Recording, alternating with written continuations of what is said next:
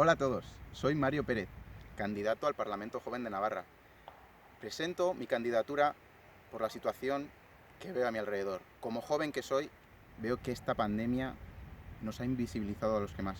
Los jóvenes vivimos en un entorno muy difícil actualmente.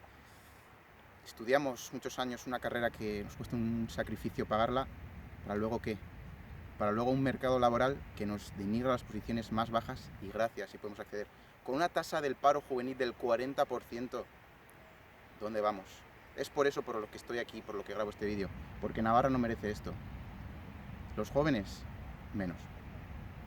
Es por eso que en mi candidatura, y una vez se esté dentro del Parlamento Joven, defenderé las posturas que hacen avanzar a los jóvenes, que les hacen prosperar en el mercado laboral. Tenemos ejemplos en países libres.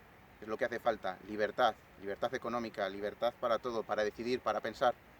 Sé como quieras ser, no hay más. Ante la duda, libertad. Eso es todo.